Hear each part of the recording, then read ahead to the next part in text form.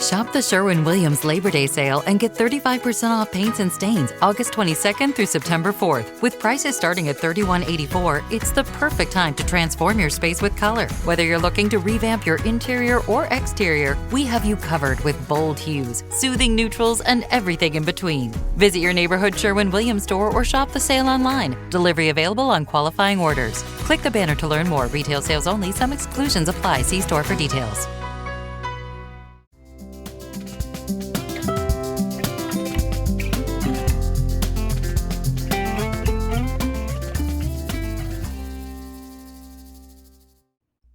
Hello, everyone. Welcome to another episode of Let's Chat Reality. I'm Michael, And I'm Molly. and we are here today to discuss another week of Big Brother. We are going to do a mini recap of Big Brother because we have a lot of other things to get to this week. We are going to do a very quick debrief on the season of Beyond the Villa. We covered the first couple weeks of that, and it's been a few weeks since we talked about it. The finale just dropped this past week, so we wanted to just kind of wrap things up with that. And then we have a big one, the Love Island USA Season 7 reunion. It was a 2-hour extravaganza, and there was a lot of content there that we need to get through. So, why don't we just dive into a little bit of Big Brother here, Molly, shall we? Yes, let's do it. It's exciting to talk about Love Island because it's been a little while since we've talked about it. It has. It does feel like quite a while. It feels like we've been seeing them on our social media screens ever since then, but we haven't actually talked about them on here in a few weeks since the finale dropped. So we have a lot to cover with that, but first, we're doing a very quick recap of Big Brother 27 this past week. We're not going to go into a lot of the details, nitty gritty of it, but we definitely didn't want to miss it out on this week. So let's get started where we left off with Vince's nominations of Kelly, Michie, and Ava. Michie was his target at the time when he made those nominations, but going into the veto competition, we had Vince, Michie, Ava, Kelly, Will, and Keanu competing, and it was a fun veto comp, I actually thought. It Yeah. was a new competition for Big Brother, similar to things we've seen on other shows, but each round one person picked between two glasses of wine, one of which was poisoned, and they chose a target who, similar to like the knockout competition, where they get to choose someone and they will give one of those glasses of wine to that person, with the target not knowing if they were given the poisoned one or the not poisoned one. And they decide if their opponent is telling them the truth or not, whether they were given the poisoned one or not. And then whoever ends up drinking the poisoned wine ends up getting eliminated after drinking two of those. And Michie ends up winning this veto here. But Molly, what did you think about this new competition? I enjoyed it. I felt like it was fun to watch and see what, like, whoever target they was or whenever they were trying to poison someone or not, like, if they thought it was poison or not. And then the theatrics all related to that too was fun because they were, like, making it seem like they actually died. Yeah, they have So, foamed at the mouth. I thought yeah. that was really fun. I don't know how they even did that. I know. I don't know. I was really confused. Not confused, but I was like, okay, well, something in there is just making it foam.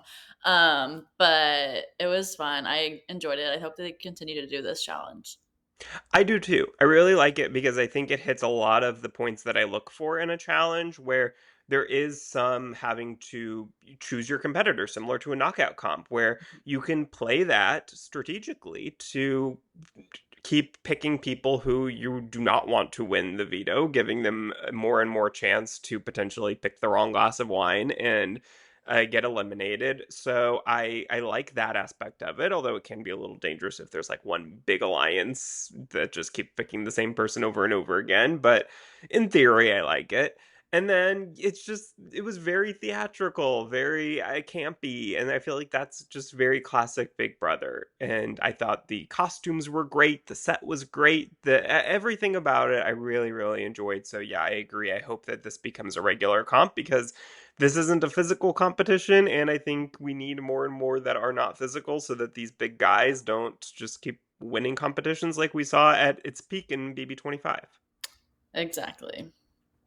Well, like I said before, Mickey ends up winning this veto, which of course threw a wrench into Vince's plans as she was his target. So he ends up debating back and forth about whether to renom Catherine or Rachel. Those are basically the two names that are coming up from the opposing sides of the house.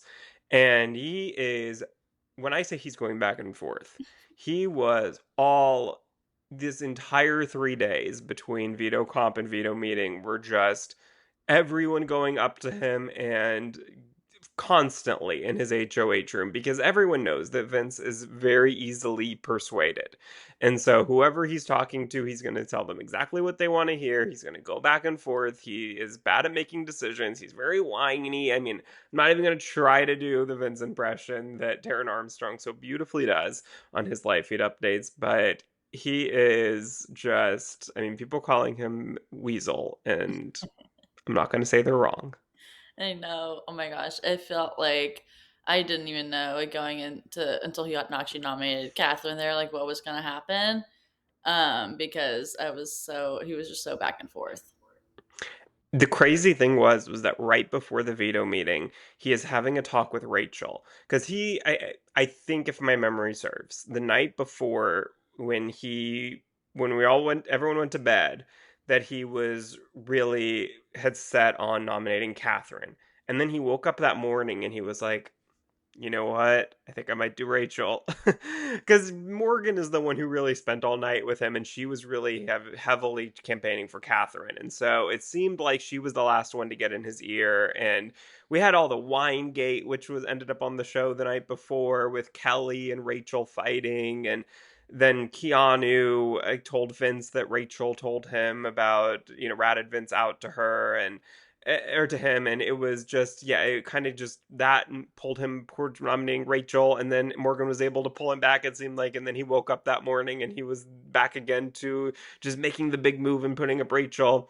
And then Rachel went into his HOH room right before, and he said to her, I'm about to tell you the biggest compliment that I could ever tell you. And then the feed's cut. And it's like, what was he about to tell her? Is he telling her that he's nominating her? Is he telling her that he's not nominating her? Like, it seemed like she was making progress, but it was like truly unknown, which is so rare on Big Brother that we actually feeds cut going into the meeting and we don't know what's going to happen. And that was the case this last week. I know, so much drama. It was like, oh my gosh, what's it gonna be? But we got lucky. Yes, we did. We really, really did. And Catherine was put up on the block. And after the veto meeting, Keanu is upset with Vince for burning him once again. Vince keeps disappointing Keanu, and I think Keanu is the type of person who just like he respects, a man, big moves, decisive, like everything like stereotypical manly, and Vince is not that. Vince is everything opposite of whatever Keanu respects in a man. And so he just like lays into him in the gym, and he's like trying to be motivational, but it's like Vince isn't really having it, isn't being very receptive. He's very like, oh, I'm so sorry, I'm so sorry, I'm so sorry. And Keanu just isn't letting up. And Rachel's also upset with Keanu because she found out from Vince that Keanu was trying to get her nominated. So she's not talking to Keanu. It's a lot of tension. It's very, very tense in the house at this point.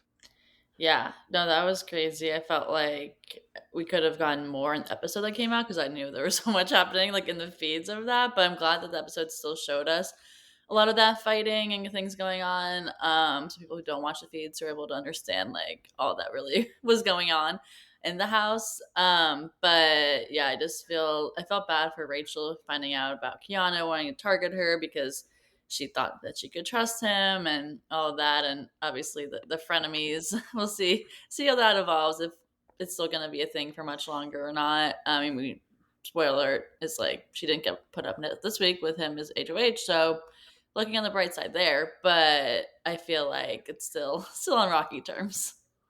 Yeah, they are going to just be constantly up and I mean, frenemies is the right word for it with them because they are just like every other day go back and forth whether they love or hate each other, and it's fun to watch their relationship. Yeah. It is. It's frustrating because it's like, Rachel, just stop trusting Keanu. Like, how many more things does he have to do for you to just give up on him and just like fully be enemies and not frenemies, but it's a good thing that she didn't, that she at least like kind of mended things and had a good conversation before he won HOH.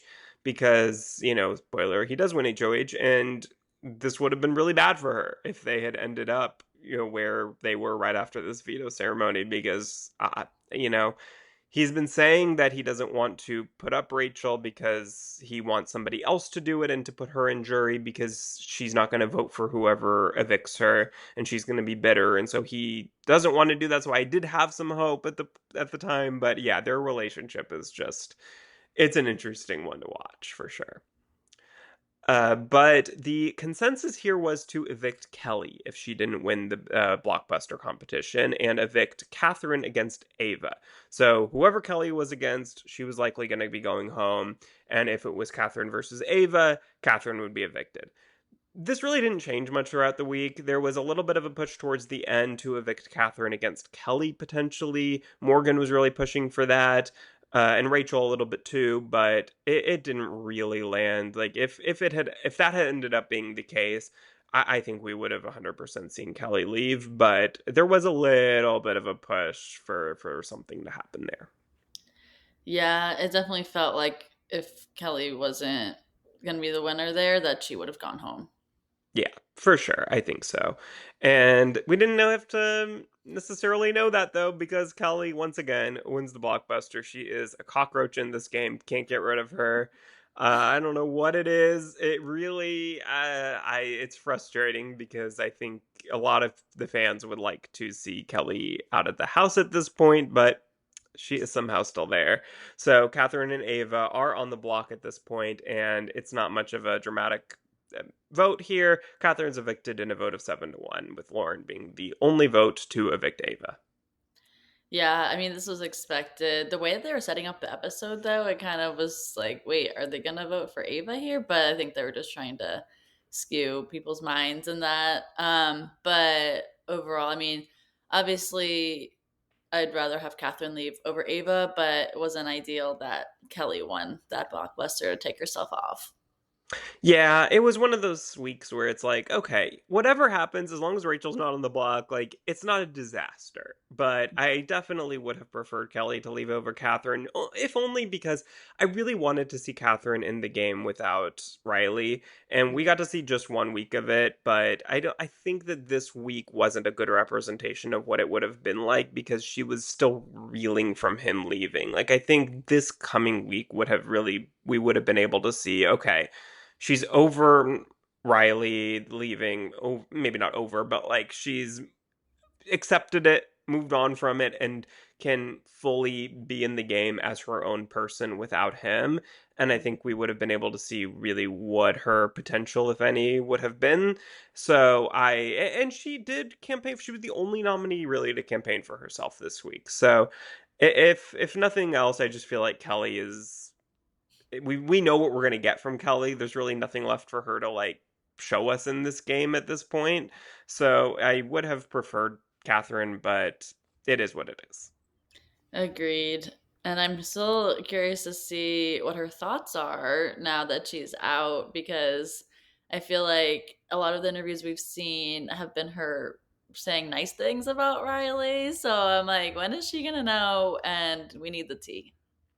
Yeah, I mean, most of the exit interviews that she did, she was obviously asked about Riley and kind of told, look, Riley didn't come off the best on the feeds. And she was saying, what do you think about that? And she was fully defending him and saying she didn't think her opinion was going to change on it. And she's kind of surprised to see that the fans felt the way that they did and that she didn't feel uncomfortable. She was fully into the relationship, and that she did not feel at all like she was treating her poorly. And so of course at that point she had not spoken to her family yet. She had not watched any of the episodes, watched any clips. So I want to give her grace and room for her to change her mind, even though she specifically said to Sharon Tharp that Sharon said, do you reserve the right to change your opinion once you see more? And she's like, I don't think I'm going to change my mind. So Yeah. Even when she said that, I'm still going to give her that opportunity because I think it's very easy for her to, in this moment, like she had just left the house, what, 12 hours before?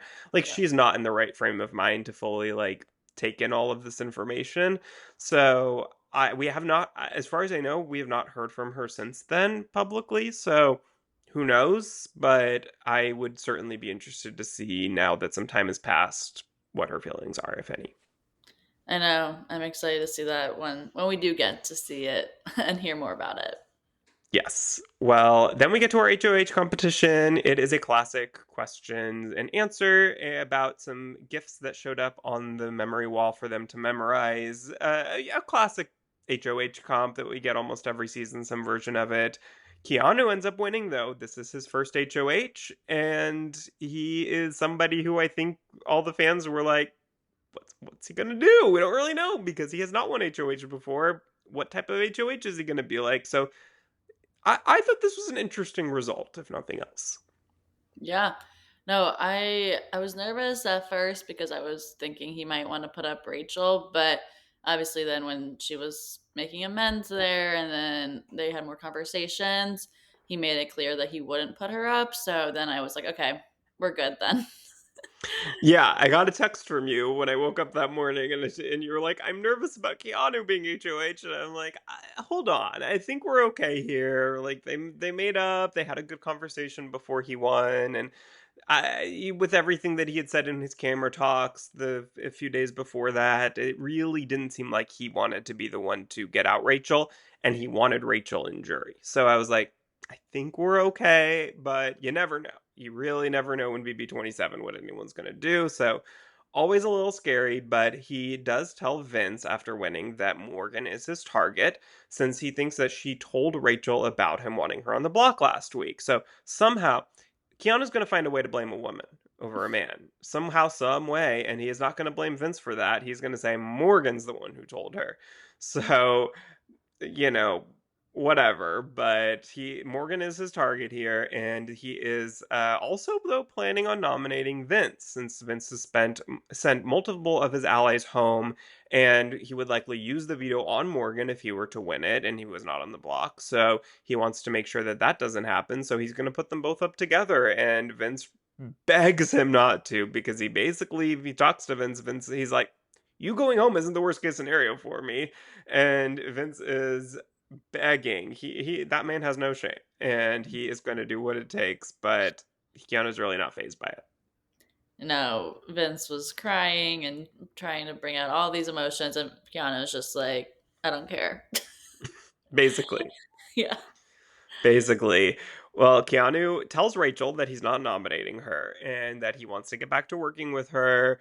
Rachel apologizes for blindsiding him with the Riley nomination. They agree to get back to working together again. I mean, of course, Rachel's gonna say what she needs to say to not get nominated here, but I do think that it seems like it's genuine. I think on both parts that they do want to work together for a little while here. I do think in the back of Keanu's mind, though, I think he still knows that he can't sit next to Rachel in the final two.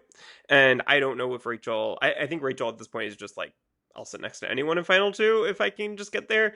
But I don't know. I definitely don't think this is where their story ends of them just working together and skipping happily to the Final Two together. Yeah, no, there's definitely more to come on that. But we shall see. We shall see. Well, Keanu ends up nominating Morgan, Vince, and Mickey. Unsurprisingly, here, Mickey was not his target, but just somebody who hasn't really worked with closely and an easy person for him to nominate. So those three were very much expected. But then let's get to the feed spoilers here because there's been a lot going on the last 24 hours or so. So after nominations, Keanu basically realized that he does not actually want Vinny to stay on the block because he might actually go home over Morgan. If it's Vince versus Morgan, a vote, Vince could very easily go home on eviction night, and that's not what he wants. So his plan was to have Vince taken off with whoever won the veto and replaced with Ashley, who he would be much more okay going home. It's Ashley, somebody who he's wanted to nominate for weeks now if he won HOH, and basically just didn't this week because he wanted to prove his loyalty to Rachel. But now he's realizing it's better to have Ashley on the block. A better that way, whatever happens, it doesn't really matter. And Ashley probably won't go home. Is less likely to go home than Vince is on eviction night. So Morgan wins the veto though, which totally disrupts this plan because the veto picks were very much stacked in the favor of Vince being taken off the block. It was not looking good for the other side of the house there, and Morgan was one of the only people who could win that fully broke whatever plan Keanu had here. So his target's off, and now he has to figure out what to do here. So he is thinking and comes up with this harebrained idea that is just sounds totally wild. That maybe we can get Morgan to use the veto on Vince, telling her that Lauren would go up in his place. She wouldn't. It would be Ashley. But if she thinks that it would be Lauren, that maybe she'd be willing to do it. And of course, the logical thing is why can't Ashley just go up if she uses it on herself? But he keeps repeating, I can't do 1-for-1. It has to be 2-for-1. That doesn't mean anything. It doesn't make any sense. It's No. literally nonsense, but somehow Morgan's convinced by it. So she's like, Well, I get it. 1-for-1, 2-for-1. Yes, of course. And she really considers this all night. But then by the end of the night, it does seem like she has settled on not doing that, using it on herself. And Ashley is set to be her replacement. Sorry, yeah. that was a lot. So that it was a lot, and I haven't been keeping up as much with the feeds lately because I was so busy yesterday. So that is also somewhat news to me. But I mean, that whole scheme by Keanu, how was he expecting that to work? Like that did not make sense. Because it's BB-27 and you can get anyone to do anything if you just blabber nonsense at them. That's true. That's facts. Yeah, I mean, it was crazy that Morgan even considered this for as long as she did. And I was like, at first, I was like, I don't know if she's actually considering this or whether she's just kind of telling them what they want to hear. But then I'm like, why is she even doing that? Like, why would she even give them any hope and then not do it? Like, that seems like that would just make an enemy out of them more so than just telling them from the start, like, I'm sorry, like, I have to use it on myself. Like, I hope you understand that. And she didn't. She seemed to consider it, but then she talked to Rachel, talked to Ashley, and they're like, what are you talking about, Morgan?" And I think that got to her. I think she started to really just think about it logically. She sat with herself for a minute and was like, "What if he doesn't put up Lauren though? Like, what if I don't? What if I use those on Vince and he still puts up Ashley?" And I think that was the one thing that she couldn't rationalize to herself, and so as of right now, and we're recording this before the veto meeting on Monday, but seems like she is going to use it on herself, and Ashley will be put up. So logic has won at the end of the day here, thankfully. Yeah, I mean, I'm happy for Morgan to win, but I'm also sad that that means Ashley's gonna go up now. So we'll I have to am too. see what's gonna happen there. I hope. I mean, I don't know what's gonna happen in the eviction, but I want it to be Mickey this week. But we'll have to see. Yeah, I think I don't know. I don't know what the votes are going to land on. Ava last night was told that there were that Rachel and Ashley and all them were okay with her going on the block because they I think had mentioned potentially like trying to get Ava instead of Ashley because they're Ashley Ava's not in the Judges Alliance, and so they were trying to potentially convince Keanu to put up Ava, and then Keanu went and told Ava about that, and so now Ava's not super happy with them, and maybe and promised to to not vote out Vinny. So to basically either whether it's Ashley or Mickey who he's up against, that she would vote them out, and so Ava is prone to changing her mind a million times before Thursday, so don't take anything she says now too seriously. But if that doesn't change, it does seem like Mickey could go home if especially if she's against Vinny, and certainly if she's against Ashley. So it's very possible that Mickey could go home here. Yeah, we'll have to see. We will have to see, but for right now, let's go over to Love Island Beyond the Villa. So the finale dropped this past week. Not too much to talk about from the finale. I feel like all the drama really happened after they filmed, with the whole breakup of Kenny and Janae, and that was very briefly covered in the finale. They kind of put up a screen of all the headlines about that. But Molly, what were your just kind of overall thoughts on the season now that we've seen the full season here? Yeah, I mean, it was nice to be able to get a glimpse into their lives just because it had been a year since they'd been obviously like their lives blew up after their season last year. So it was fun just to catch up with them. But I feel like there were parts that I was like, all right, like this isn't that interesting. Like I want more or just like something more from it in general. And also now looking back on it too, of like about halfway through the season, we had the whole breakup with Janae and Kenny, where it's like now watching them together, you're like, all right, well, they're not together anymore, and this is a really bad situation. So it's kind of, I mean, it was interesting in some ways because we could actually then piece together things are that Kenny's saying here that you're like, oh, like that's interesting. And then like how he didn't want to live with her and all those things. And it's like, well, that's why.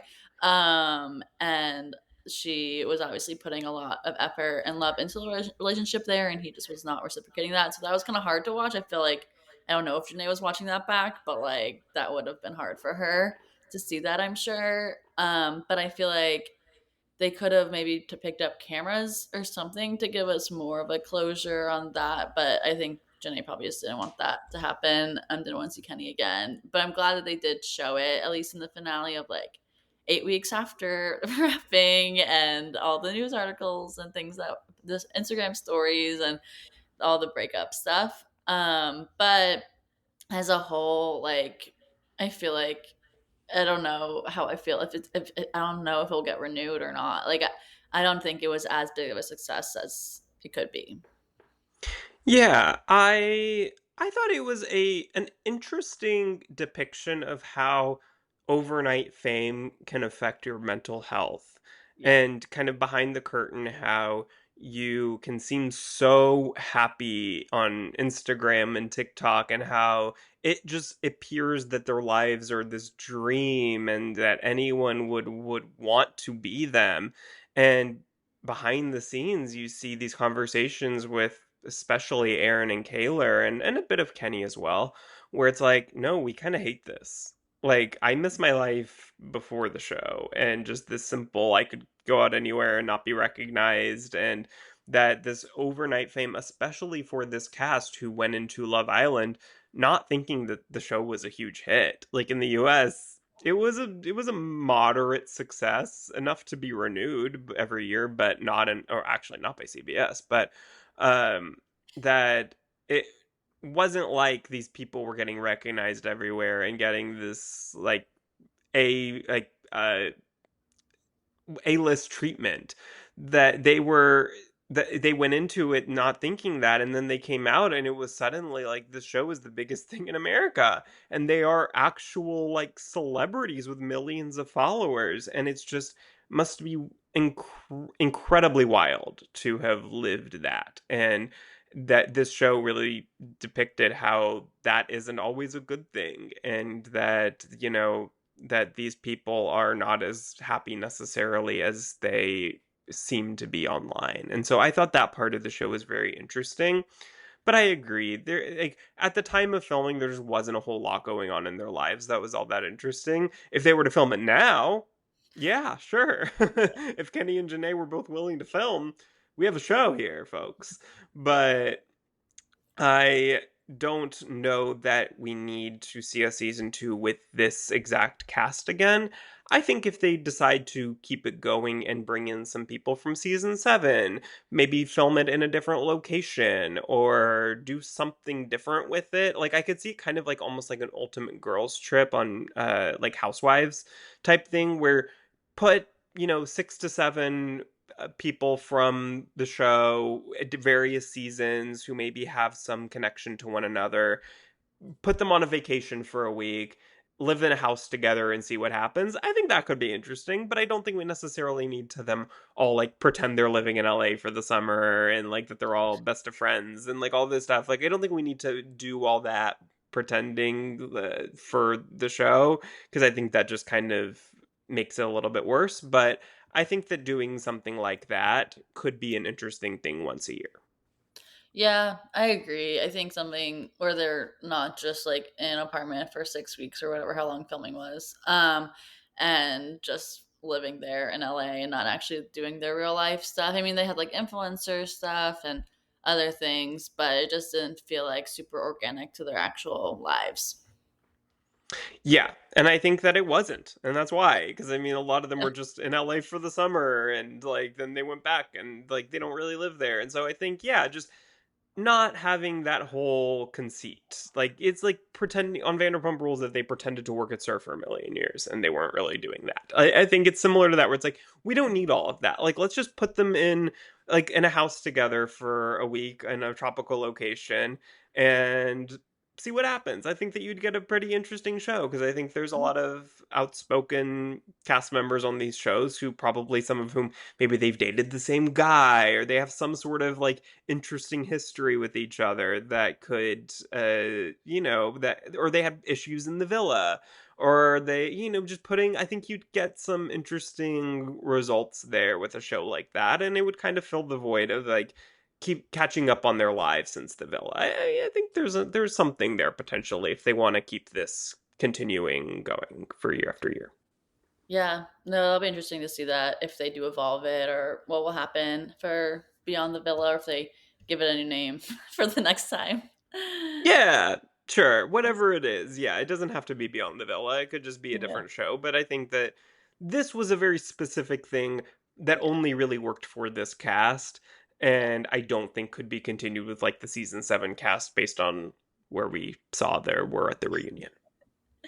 Yeah, agreed. Well, that's a good segue. Shall we talk Yes. about the reunion now of season 7, Love Island? So, as you said in the beginning of our episode here, we had a 2 hour long reunion episode, which I was like, this is longer than a movie. Like, I need to split this up.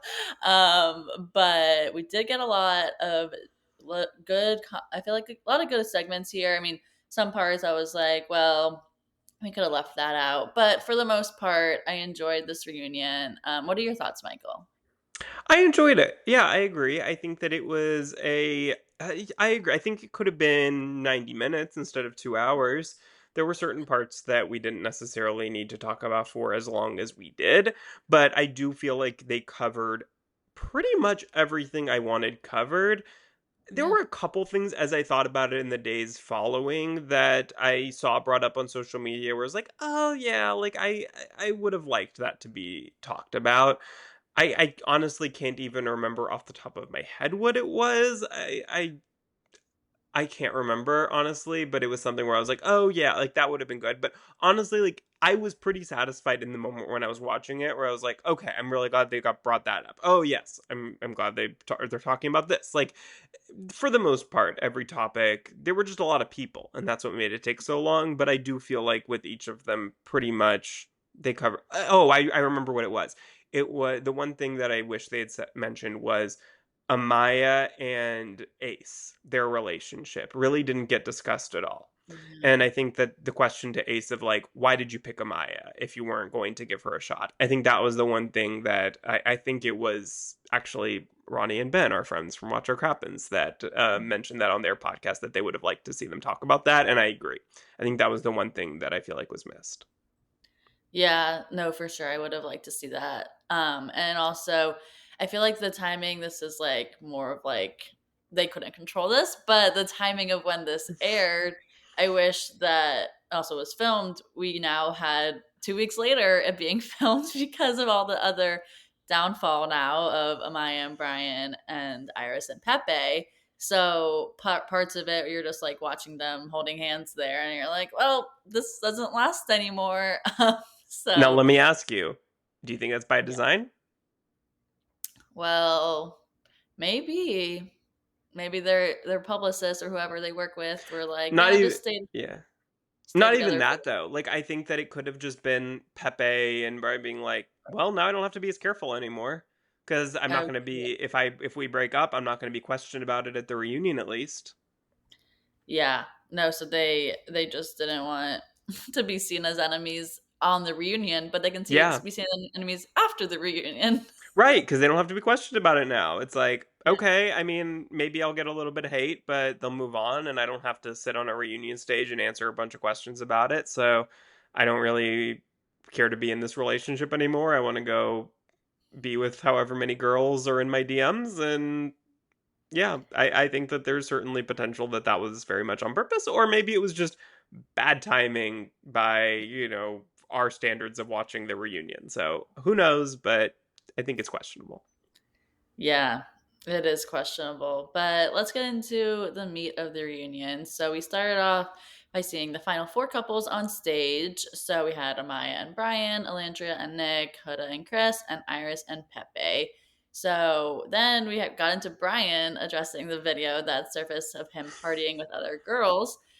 Foreshadowing, I guess, here. But then he said that he was paid to host that event and that he had a lapse in judgment with him giving the crowd shots, but that Amaya agreed that he did nothing wrong. So I don't know. I mean, now obviously looking back, you're like, well, Brian just didn't want to be with Amaya and he just wanted to have the fame and the girls giving him attention and all that. But I mean, it was Amaya just very forgiving and was like, yeah, like it's all good.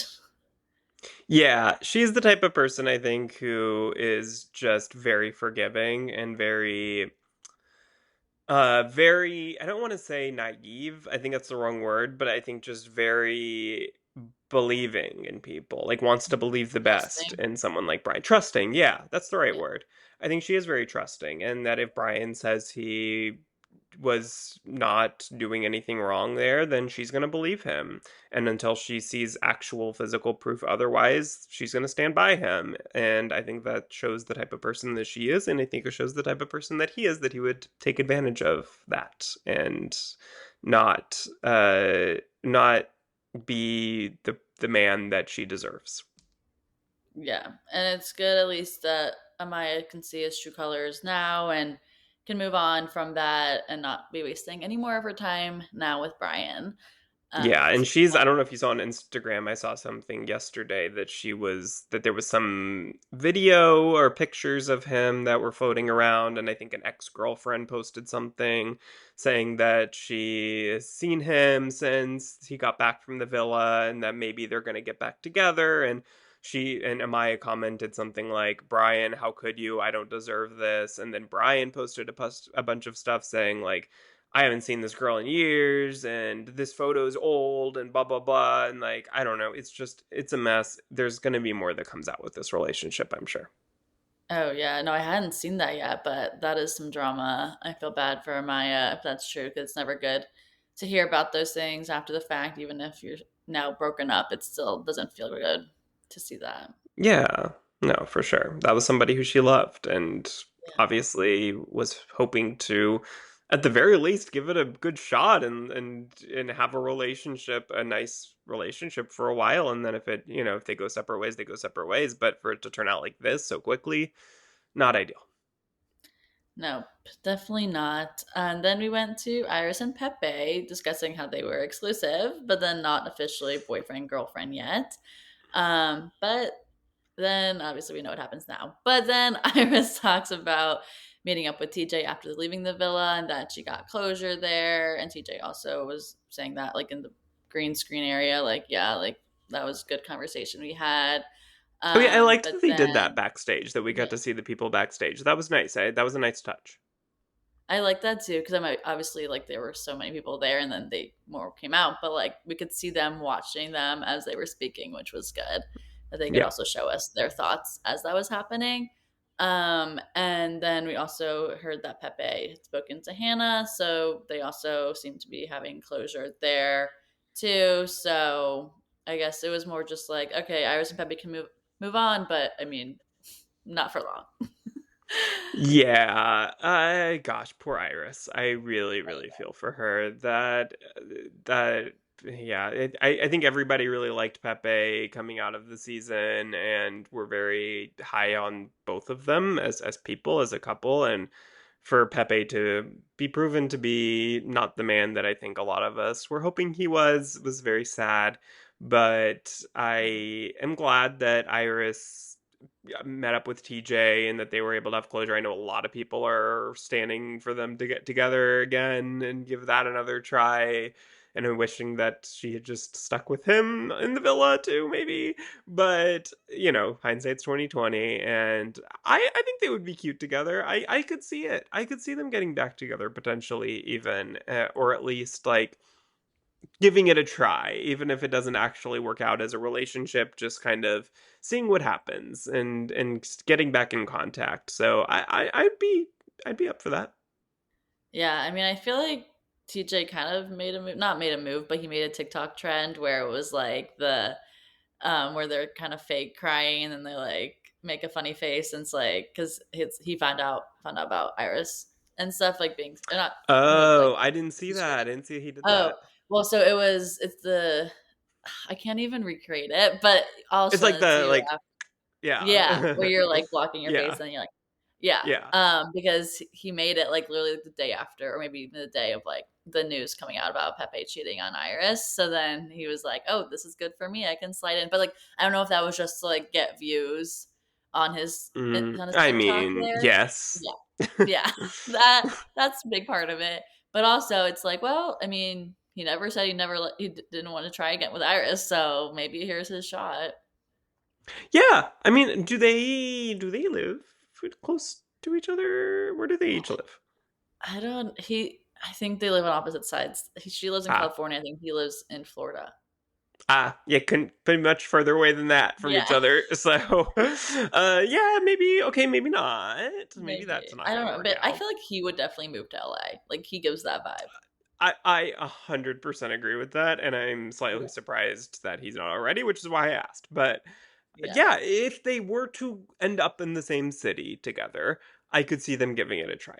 That's what I'll say. yeah, yeah. Well, we'll be keeping our eyes on their social media accounts. But it's great to see how active this cast is with social media too, because we get to see more into their Hmm. lives too, and like they do a lot of lives and other things like that too, which is kind of fun. I haven't been watching that many of them, but I just know like Yeah. they're happening. I think that's But why this cast does feel very different than last season's cast, where I feel like last season, once they left the villa, we kind of didn't hear as much from them. Like, we knew that they were all very happy together, but at least from what I can remember, like, they didn't post all that much. Like, they weren't doing a bunch of lives and things like that. Like, here and there, sure, a little bit. But I feel like this cast just seems to come up on my For You page a lot more than last season's did. And maybe that's just what I'm seeing and not actually, show a difference of what they actually, the amount they were posting. Maybe it just didn't come up as much for me. The algorithm might have been different, but it just feels like I'm just constantly seeing Love Island stuff ever since the finale, still to this day. yeah, no, agreed. So it's good. They're doing well. They're getting their bag.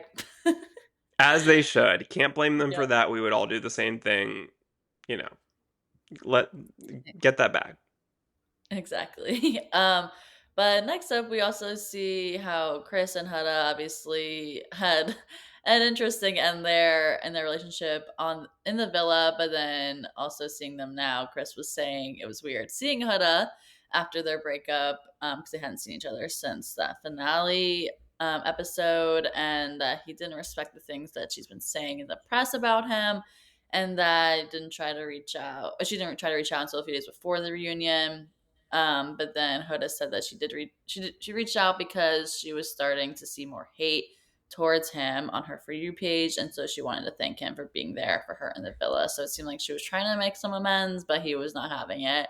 And then Ariana asked Huda about her current relationship, and this was a funny moment because we've seen obviously pictures of Huda and Louis from Perfect Match, but she couldn't speak on it because of Netflix. So Clearly, it's yes. all out there, and she's the only one actually keeping her NDA that didn't she didn't even sign about these Netflix relationships.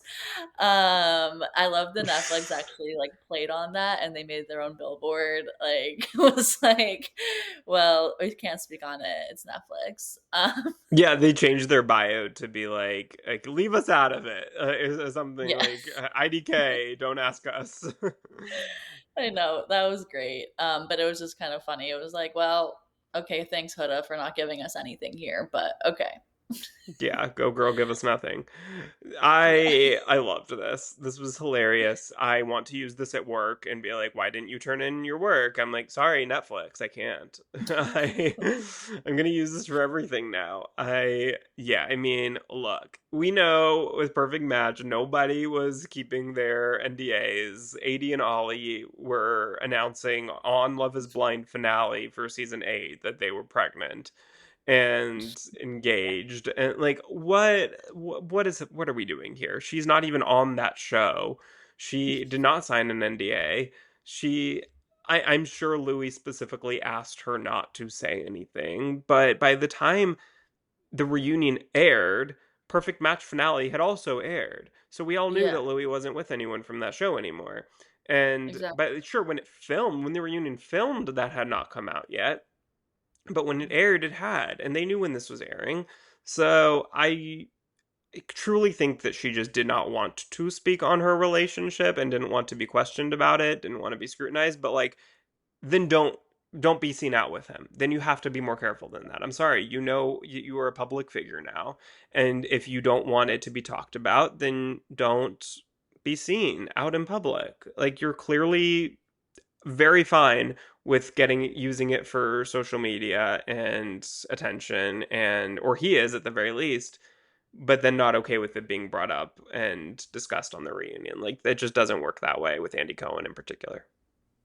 Yeah, agreed. I felt like you can't have your cake and eat it too. Basically, here it's just like, well, you are being seen with him, so you might as well talk about it. But she didn't want to talk about it, so it is Yep. what it is. Yeah. But then we had, which we didn't get a ton of talk about Sierra here, which makes sense. But Nick was asked about Sierra and that he had no plans in seeing speaking with her, since he was upset about the videos that she'd been posting. So obviously, Nick and Sierra had a pretty long relationship in the villa, but then when she got sent home or she got taken off the show, Removed. and Physically forcibly removed, yeah. removed. No, I'm kidding. Yeah. She was taken away, and she had obviously still been posting stuff online, and Nick was like, yeah, I'm not having that. So obviously he's happy with Alandria now too, but it's good to see that he's fully moved on from her. Yeah, I think in this case, when the show first ended, and and Nick and Alandria so quickly went into their relationship after Sierra left, I did feel bad for her in that regard. And look, I'm not saying like I think absolutely she deserved to be. I'm not defending her at all. She deserved to be removed from the villa. That was her actions that happened, and Nick has every right to move on after that. I did feel bad thinking that can't be easy for her to see and to know is happening and to see all over social media, Nick and Alandria, Nick Alandria Nation, like all of that could not be easy to see just days and weeks after you were happily in an exclusive relationship with him in the villa. However, that those videos that she's been posting and saying I survived being a villain on Love Island, and I like all of that, just then it's like how do you can't feel bad for her anymore. It's like, okay, Yeah. now you are feeding into this victim narrative that you were painted to be this villain on the show, which she was not, first of all, No. and that she's looking for sympathy and attention, and then it's like, okay, I can't feel bad for you at this point anymore, because you are now going like doing things that are contrary to your apology after the fact, which I thought was very good, but now you are kind of contradicting that and showing that maybe you aren't as apologetic and remorseful as you seem to be. Yeah, agreed. It's kind of like, can you read the room here? Like, doesn't Yeah. seem like we're watching the same show. Yeah. But yeah, that was interesting though. And she's still posting a lot of videos. So I'm like, well, And I post all you mean, want, girl. Like, but yeah, just don't post about that. yeah, exactly. But next up, we had Shelly and Ace, and Clark and Taylor join on stage. They are both still together. First, we had that Shelly and Ace were asked about the curse of going exclusive. So they talked about how she thinks that the fans missed the point of the show, and that they were voted more on individual favorites than the strength of the couples. So they're kind of like, well, why did America not really support us here? But obviously they're still a very strong couple, and to this day, like they're going strong. And I also like that they talked about like how they kind of met in the past and like cleared that all up, because like people obviously were portraying that in a way that like they had dated before the show, and like that wasn't the case. It was funny to hear Andy Cohen be like, well, you liked this photo back in 2021 or something. Yeah, yeah. It's like, Well, well, maybe I liked that, but like not from when 2021 was. Like I liked it when I followed no, her. Andy fed him that. That was what bothered me, was that he didn't even Yeah, come up with that on his own.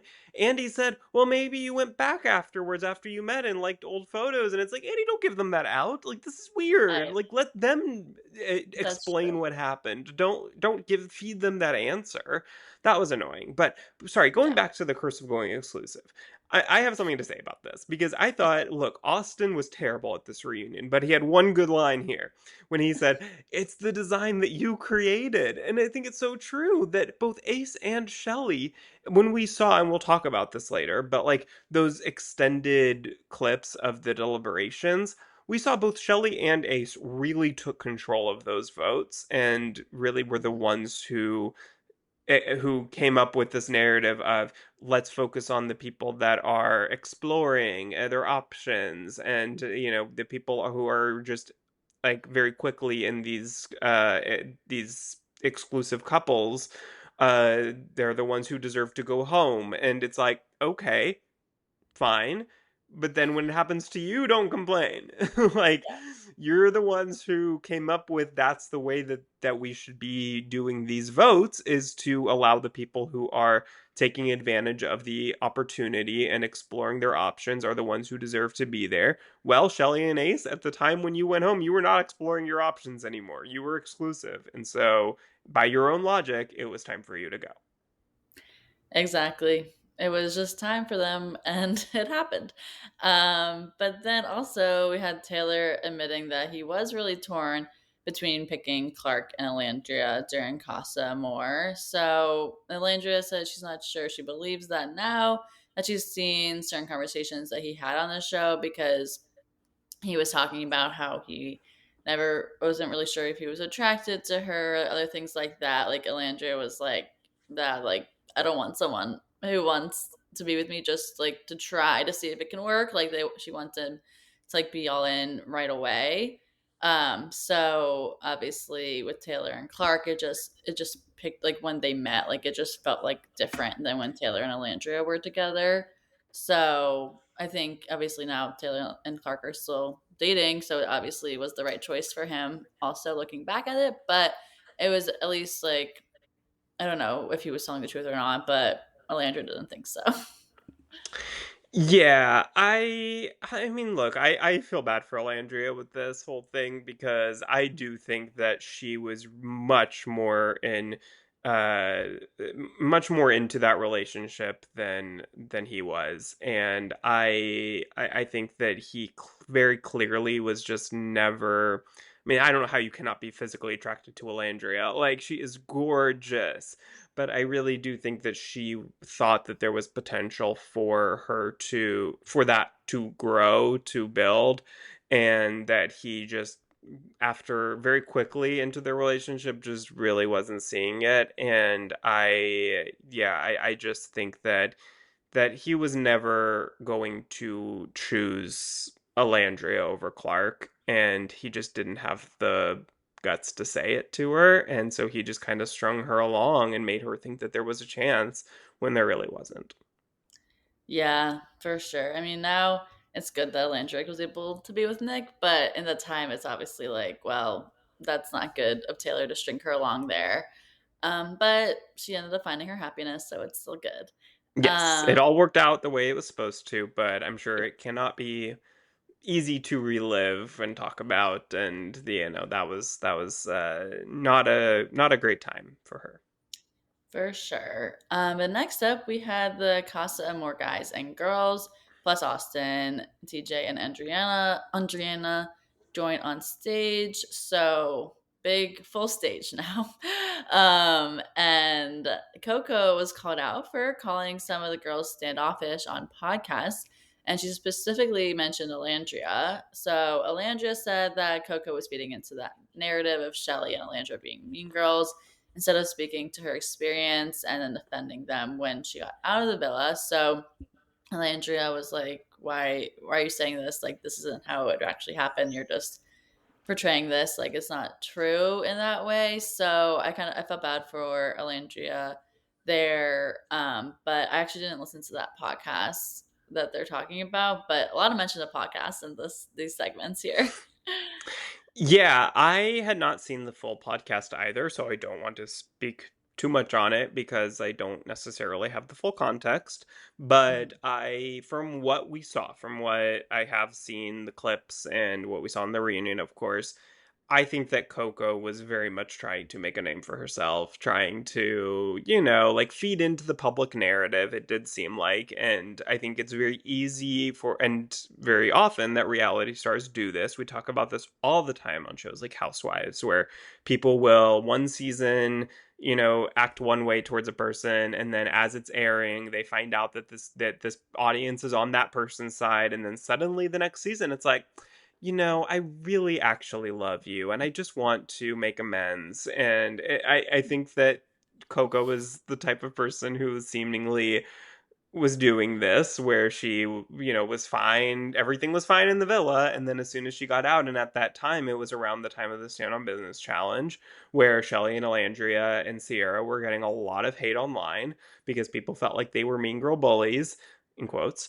And I think that she was very quick to fall into that and be like, yeah, you're right, they are. And, she's hoping that that'll get her lots of followers and attention because she is agreeing with what America's saying. And it doesn't ever work like that because America is very fickle. They will feel one way about a person one day and then feel another way another time. And you have to just stick to what you truly believe because eventually they're going to come around and be on your side at some point. And what you don't want to do is be the type of person who's flip floppy, because then you're loyal to nobody and nobody's going to like you. Yeah, exactly. So she wanted some fame and didn't really work out in her favor. Yeah. But I mean, she got some airtime here, so I guess it kind of did work out somewhat. Hey, if that's what she's going for, she certainly got some like 5 minutes of airtime on this reunion. So good for her, girl. Yep, exactly. But next we had Austin to talk about his relationship with Jaden. Austin really didn't seem like he wanted to be there at this reunion. Not really listening. What Not was he really giving on? much. I don't know. He's on something. Asleep? Like, yeah. Like, did he sleep the night before? I don't know. I don't know. But he said that he didn't know what happened between him and Jaden, and then Jaden was saying how she asked him to let her know if he planned on seeing other girls, and then he just neglected to do that. So, or to say if he did. Like, he didn't give us anything here. But obviously we know that they did not continue dating after the show, which I don't think it was a surprise to anyone here. It didn't really seem like they would last outside the show. Also, I heard Jaden on podcasts being like, yeah, we live in like opposite sides of the country, so really long distance wasn't really going to seem to be that feasible for them either. So it kind of just ended without even starting. Yeah, the whole time I'm just thinking, thank God Shelly didn't end up with Ace, because he would have done that to her too. With And Austin. imagine, Yeah. yeah, I almost Yeah. forgot that they were, like, paired up at the beginning. That feels like so long Oh my ago. gosh. But imagine, yeah, if Shelley had been the entire time in the villa with Austen and thought she was developing something really real and gave up on Ace for Austen and just decided to move forward with that relationship, and then he just does this exact same thing to her, like, that would have been awful. And so at least Shelley seemingly end up with someone who wants to be with her. And Austen, you know, at least did this to somebody who he was only in the villa with for like less than a week. And I feel bad for Jaden because that sucks. But it seemed like she wasn't necessarily thinking that this was going to be some amazing love story. That I think basically it seemed like she was just like, let's give it a try. Let's see. Let's go on a date or two and see what happens and see if we're compatible in the real world. And he just wasn't even interested in doing that with her. So I do feel bad, but it doesn't seem like she was super, super heartbroken, just kind of bummed out more than anything. Yeah, for sure. Well, thinking about Shelly and Austin feels like a lifetime ago. Doesn't Like, it? I that's know. actually crazy. I know, but it was only less than 3 months ago. Wow. So much is happening since then. But then we also had some unseen footage of Huda telling Shelly that she was going to bring Chris back to the villa from Casa Amor so they could both explore him because Huda was saying that she wanted to get to know Chris, but that she also wanted Shelly to continue to explore things with him. So Hilda and Shelly here kind of disagreed on what this conversation entailed. Shelly said that she still didn't feel like that was showing the full context of the conversation because she felt like Huda was just saying like, "Oh, I'm bringing him for you, for you, for you," and like not just like being like, "Okay, yeah, like we can both do it."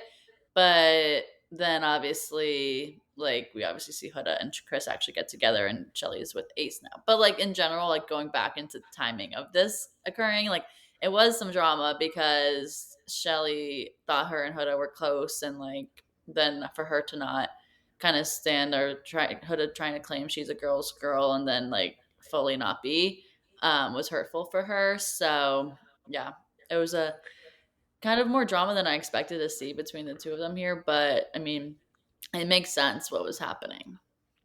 Yeah, this is a tricky one for me because based on the clip that we saw, the extended clip of Huda telling Shelley that this was her plan, Huda does, to her credit, say, Yeah. I'm doing this for you, but I am also doing this for me. Like, this is for both of us. I want both of us to have the chance to explore things with Chris and see what happens. Like, I am interested. Then we're having good conversations. There's definitely potential here, but I also know that you have feelings for him and you want to continue to explore things as well. So I want to do this for you too. Now, I think that in that case, that does validate what Huda has been saying, that she did say this was for both of us, not just for Shelley.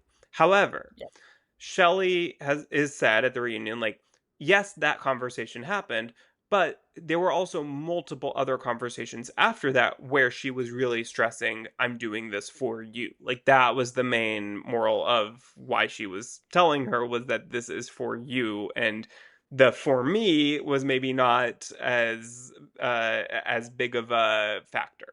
So I will give Shelley the benefit of the doubt and say that that probably did happen. And in that case, yeah, I can see how Shelley then would be a little blindsided by Huda just going all in on Chris and not necessarily abiding by what she was saying, and that, giving Shelley also that chance. So I think that it's tricky. There's no way we're ever going to see this isn't Big Brother. We don't get live feeds.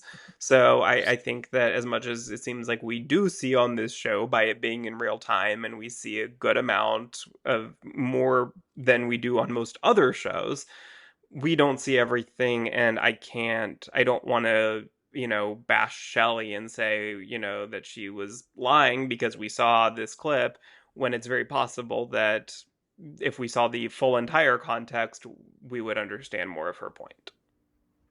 Agreed. Yeah, it did feel interesting because then when Shelly's like, "Well, there were more clips," like, why didn't they try to bring those into these also? Like, we just got, It's already I a guess, 2 hour show, Molly. well, I know, but like they could have spliced up parts of it and like Yeah. not been as long.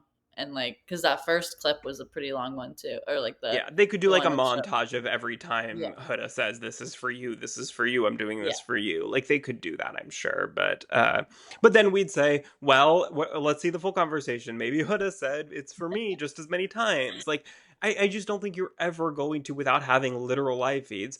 I don't think you're ever going to be able to see the full context. And even when you do, even if you saw 24 hours a day, somehow there would be something that we missed in one room that happened at some point that, it's just, it's so hard to say. Like, I think we have to go by what we're seeing on the show, but it's hard when they're claiming there's more that we just don't see, because how can you refute that?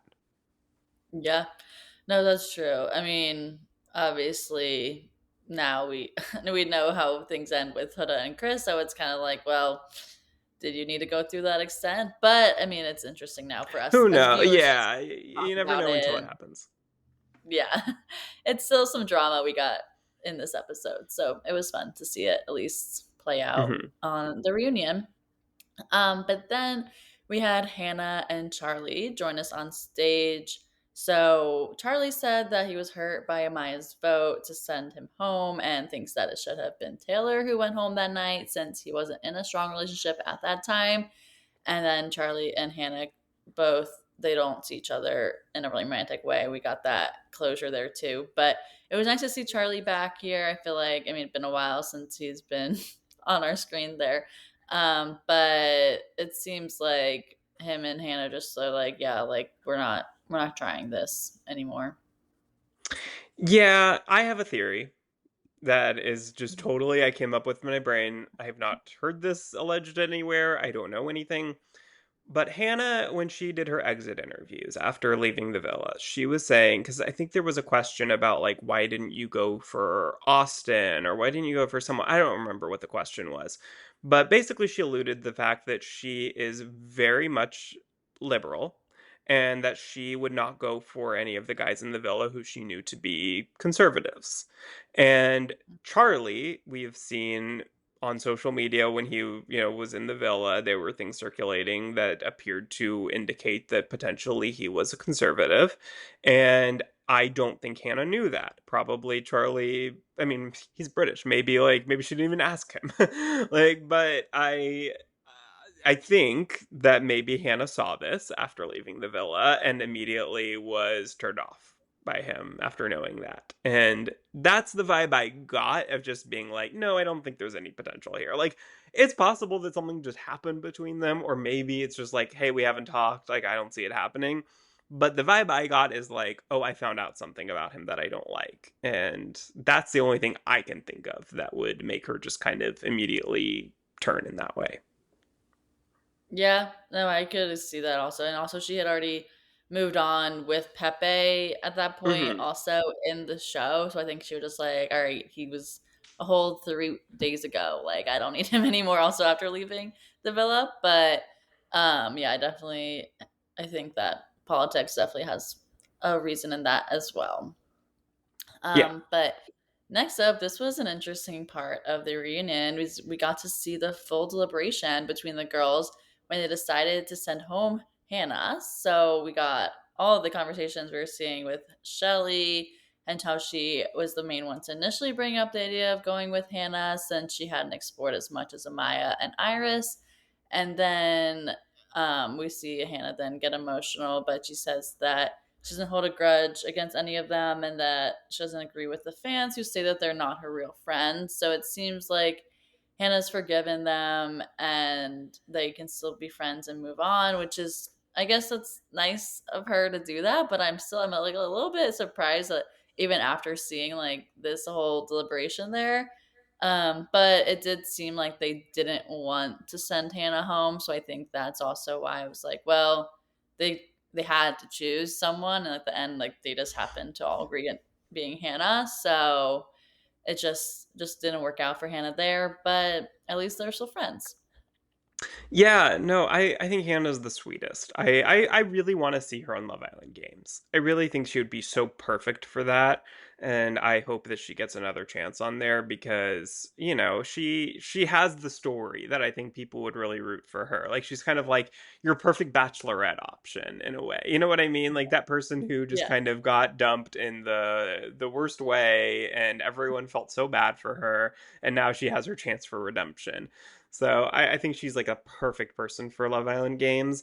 But yeah, I mean, I feel bad for her. I don't necessarily personally agree with the logic that the other girls used because I think that someone like Hannah was showing that she was exploring because as soon as Charlie left, she moved on and she explored and she fell, very quickly for Pepe.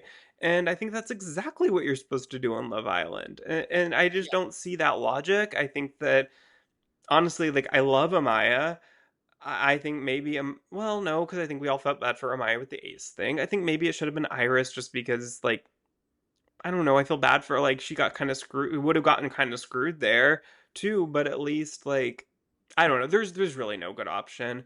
I just think I would have understood Amaya or Iris more than I understood Hannah. Like Hannah was the one who I was like, oh, they're not going to choose her. Like that's the least likely, in my opinion, that they would have picked. And so I don't think there's any one of those three who's just like the obvious easy choice. All of them would have sucked, but I just don't necessarily personally agree with it, but I'm glad that Hannah doesn't hold anything against the girls because I don't think that they intentionally did anything to try to hurt her. Like they just had to choose somebody, and the Shelley was really the most vocal one who that was her logic because I think she probably got that from Ace. Yeah, for sure. I mean, also Hannah's like almost at nearly 1 million followers, I think, on her Wow. TikTok and Instagram. So like she is like for being sent home this early, I guess, from the season, like she's gotten a lot of traction and love from it. So kind of worked out for her. I think she went home exactly at the right time, honestly, for that, because you get home, she's on the show for a good amount of time. People remember her. And then also the show is still airing, and so she's still very relevant. The show is very relevant in that way when she is actually posting and people are hoping that she'll post things about Love Island. And like I think that's kind of the perfect time. Whereas when the others get home, like yeah, they're bigger names because they were on there longer, but then the show's over, so it's maybe not quite as relevant. Like people aren't as like fully engaged, and so I think that she kind of left right at that perfect point in terms of like actually getting a following on social media from it. So good for her. Yeah, for sure. And next up, which is our last segment here, we had Belle Dasha and Jeremiah join on stage. So here we get now everyone's back. We see But I everyone think back. the Casa girls and guys were backstage at this Well, point, they right? left. I know. I meant like Yeah. now we have the full circle Oh of yeah, these are seeing the last everyone. editions. Yes. Yeah. Yes, exactly. I said it wrong, but you understood. Yeah. um, but then, so Jeremiah and Huda discussed their relationship, and Huda said that she thought Jeremiah love bombed her, which then Jeremiah denies. And then Ace also is chiming in here saying he heard conversations that Jeremiah was having with other guys about money and followers, which then made him think that Jeremiah was there for the quote unquote wrong reasons, as we know in Bachelor World. Are you there for the The right worst reasons? possible thing you could say about someone. Like call them a Like, I murderer know. before you say they're there for the wrong reasons. Like, Ace, are you there for the wrong reasons? You also have 1 million followers. You're trying to become more famous. Like, no Trying one here. to You're on reality yeah. TV. You already know Love Island blew up last year. Like, no one in their right is like gonna say, "Oh, I only wanted to find love." Like, Well, that's just not possible. and Ace has his music career he's trying to promote and coming up with songs about being the ringleader and clock it and all the stuff which very catchy, but look, he's clearly there, like yes, he's probably also there for love, but he's also hoping to promote his music and all of that, and just as Jeremiah, I'm sure, can be there for multiple reasons, love being one of them. And clearly, he was even like for a time okay with being a stepfather, like trying to wrap his mind around that. Like that shows you a lot that he was even willing to look past that and be accepting of Huda and her child, and that's more than he bargained for by coming on this show. But because he really was trying to make it work with Huda, he was even willing to be a stepfather potentially as well. So I think that says that a lot, that he was there for the right reasons in addition to whatever else maybe any everyone else is there for. Yeah, exactly. And this also made me feel for Jeremiah here when we saw then the full deliberation between the boys of deciding to send him home. So we saw that Taylor and Ace wanted Jeremiah out because of him not giving Iris a chance and then moving straight to Adriana, I cannot say her name. I know Adriana, Andrena, I think. Is Andrina? on, Yeah, yes. there's like so many vowels. Andrina, I I think it know. is. Apologies if we're saying it wrong, Yeah. Andrena. I know I feel like I'm missing the I in it. Andriana. I don't know. But it's okay. We see that deliberation, and then Nick disagreed and wanted to send home Austin. So it did seem like the guys here kind of felt bad that they're like, maybe we actually should have sent Austin home, which like Ace also is responding to allegations about him being the ringleader in the villa, and then Jeremiah agrees with this, but then Ace says that they're all grown men and that he can't tell anyone what to do. And also seeing this back kind of showed that it wasn't just Ace trying to get out Jeremiah here. Like Taylor also was saying that. So, I mean, it kind of made me realize that, like, okay, maybe we shouldn't have just put all that blame on Ace. But, I mean, he was vocal on it too. I mean, look, I think that yes, you could say they are all full grown adults. They can all make their own decisions, and I agree with that. But I think that you can also be somebody who's trying to make certain things happen and get your way, and that you are the most vocal and you are bragging about being a leader and somebody who has an opinion, and that's great. I mean, you could probably teach Vince something about that. But I I think that there two things can be true. I think you can say that yes, everybody has the ability to make their own decisions, but also you can say, yeah, Ace tried, if nothing else, to be the decision maker, the leader of the group. And not to say that there's anything wrong with that. Look, there is money at the end of this show. I am always somebody who says, if this was purely a show just about love, there would be no money at the end of it. But there is, and so there is a level of gameplay. There are eliminations. And I don't begrudge anyone for considering that when making decisions. Just own it. That's all I ask for, is just say, yeah, I am trying to do a little gameplay here and there. And that's not to say that I'm also not hoping to find love at the end of the day. But, we want to win too. And I don't think there's necessarily anything wrong with that. Maybe that's a hot take. Yeah, I mean, put Ace on the Traitors. That would be I think fun. that would be a really, really good casting choice, actually. I would be here for Yeah. that. Yeah. I mean, he was thinking strategically in ways that you wouldn't necessarily think about coming on to Love Island, but Hmm. he was thinking about it. Put him on House of Villains. Yeah, true. So at least, I mean, it's working out for him. It seems like, even if he's gotten some hate, he's gonna get the clout. So I mean, obviously Yep. now also with him and Shelly being so happy, it's like they do have fans like who are supporting them, watching their Hmm. lives and all that. So he's not just the villain, but he is No, and part of I that. and I don't want this to get misconstrued. I really actually like them as a couple. I think that Yeah.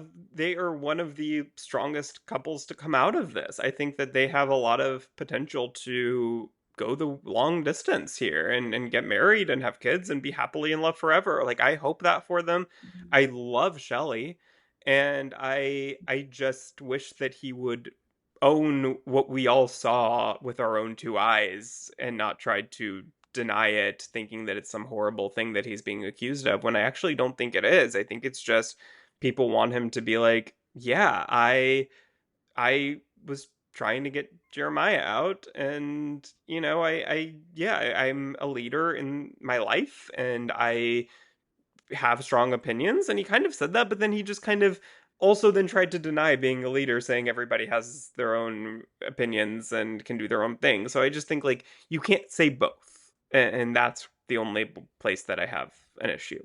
Yeah, because he's contradicting himself also in his Exactly. answers. Yeah. Yeah, but so he's definitely probably he's gonna learn from his lessons hopefully and more stand on what he decides in the future. Obviously, if we see him again, maybe we'll see that growth. But right now, we're seeing him on the reunion, so it's still pretty fresh on when he's just gone out of being in the villa. So Mhm. more to come probably on that. But well, at least we got some closure on that, the ringleader conversation for now. Yes. But then we had Huda talking about how she felt isolated and bullied in the villa, and that Alandria is hurt that Huda has been saying, but not listing who, because then many of Huda's fans then assumed that it was one of her that Alandria was one of her bullies, but then having them send her hate and everything like racist attacks and all that, like Alandria and Shelley were just getting all that, even though because Huda had said things, but not giving anyone's particular who it was. But then they never Huda never said anything about like don't give these people hate, like it wasn't them. So then that caused Elandria and Shelley to unfollow Huda, and then they have not spoken since. So they seem to just not want to be friends with Huda if she's not willing to stand up for Elandria and Shelley there and trying to combat those haters. Yeah, I really look, I do think that Huda probably did feel bullied and whatever, isolated in the villa. Like, I could see that after a certain amount of time when she and Jeremiah were at their most toxic. I think that she was kind of on an island of her own. I think everybody was sick of their fighting, and that uh, they probably did kind of not want to spend a ton of time with her because all she wanted to talk about was Jeremiah and how toxic their relationship was and how much she hated him. So I do think that she is probably telling the truth when she says she felt isolated. However, it's easy to forget that that is of her own doing. That she was acting very toxic, that she was screaming and throwing things, and like she was not the easiest person to be around at that time, I feel. And so I think that when Huda says things like that, she neglects to include that there is a reason why people felt that way towards her in the villa. And Yeah. it's awful that Alandria and Shelley asked Huda to post something to stop the hate that they were getting, the racist attacks. Alandria saying that someone put her face on George Floyd. That is disgusting. That is inhumane. And the fact that Huda knew about this, they were living in an Airbnb together at the time after the show, and they said to Huda, please post something to telling your fans to stop attacking us in this way. And the fact that she said she would do it and never did is really, really gross. And I don't think that I could ever forgive someone for that. And Huda can say, look, like, I'm sure that she is also getting a ton of hate. And I think that's also just as horrible and just as disgusting. But I don't believe, because I don't think Huda said this, that she ever asked Shelley and Alandria to post something because their fans were sending her hate. So I don't think she can say that they didn't do the same thing because she never asked them to do the same thing. And so they have no way of knowing that she's getting whatever hate she's getting without her saying anything to them. So I think a lot of people are, trying to say both sides of this and what about it and whatever. Like, I don't think you can do that because she did not ask them to do that, whereas they did specifically ask her to do it and she never did and said she would. And I don't blame them for not wanting to be friends with her. Yeah, agreed. It's just not worth that. If she's not going to support you, then don't support her. So just they moved on from that. But then we also have the extended clip here of the heart rate challenge with Huda and Ace and Shelly and Chris.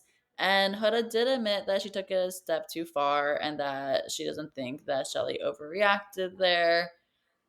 So I feel like overall, like obviously we were wanting to see the 6 9 clip for a while, and honestly, I don't think it was like as crazy as I was expecting it. I don't know what I was expecting it to be. Yeah. Um, but I mean, I'm glad they showed it to us, and obviously, like, yeah, you're not actually paired up with this person. Like, looking back on it now, I'm like, wow, like these challenges they do like are pretty risque. Oh my god, they were And showing like a marathon on Bravo, I believe, the other day, and they were showing the like BDSM episode where they were all like on the pole and whatever, and they were all making out with each other blindfolded, and like I was like, oh my god, what is this show? I'm like, oh, it's Love Island. I watched that. yeah. No, and then someone was like, "Oh, this is soft porn," and TJ is like, "No, this is not soft." Yeah. But Like, yeah, no, I agree with you. When I was watching the extended clip, I was like, what part didn't we see of that before? Because I was like, like in my memory, it was like exactly that. Like I yeah, don't I feel think like I it saw was anything just where I was the like, end. whoa, It was when I think when she shook her ass on his face or didn't around we his see that? butt. I don't think it was like turned around. Oh, maybe not. Maybe I not. don't Okay. know. We can go I back could in have the episode. sworn, like, and if you had asked me, like, if you showed me just that Oh, part of it and you're like, have you seen this clip before? I would say, yeah, of course. Like, but I guess not. I guess not. I just like, maybe I just heard them say that's what she did. And yeah, so it just kind of like, what is that called when it like gets in your mind as like a memory, but it's like a fake memory? I like don't know. a bias to like there's a word for Yeah, it, there's some word but for it. But, yeah. yeah, no, I agree. I mean, I think this is where like the one small part where I kind of do defend Huda in a way where I'm like, there is like a lot of everyone says it's a challenge, it's a challenge, it's a challenge, and then when I think you do need to like kind of say, okay, this is what we're willing to do with each other's partners, and this is what we're not willing to do. And then if you cross that line, then it's like, okay, this was explicitly stated like, but if you keep saying week after week, it's a challenge, do whatever, then when you do whatever and it's not okay, suddenly it's like, this is maybe a little bit of a gray area. But I do think that Ace should have gotten just as much crap from Shelly as Huda did because he did not seem upset by it when it was happening, and the fact that she's the only one who really got the hate from her, that I don't necessarily agree with. But yeah, I mean, probably she shouldn't have. She didn't need to do everything she did either. So I don't know. I feel like it's kind of a wash. Yeah, at this point, it's like, wow, looking back on it, I'm like, that felt like so long ago, which it was for us to watch that a while ago with all the other content we've been getting. So it was nice though, like have more of the closure and the conversations from a whole of the season and seeing Andy and Ariana both there to host it. I think they did They a were great great. Yeah. job. Yeah. So I'm happy with this reunion and that puts the end to season 7 of Love Island. So we'll have to wait till next summer for season 8. But in the meantime, we've got a lot of other reality TV going on. Oh, but Live Island Including Games. Love Island Games in just 2 weeks. Yes. Wait, that's okay. Well, I mean, from a real season of Love Island, but Love Island Games Sure. coming up Yeah. soon, which that will be exciting. So we're not done with Love Island franchise yet. Um, No. we still got that coming up. But make sure that you're subscribed to us at Let's Chat Reality wherever you get your podcasts, and follow us on social media. And we'll be back next week chatting more reality TV. Thanks so much for listening, everyone. Bye, everyone.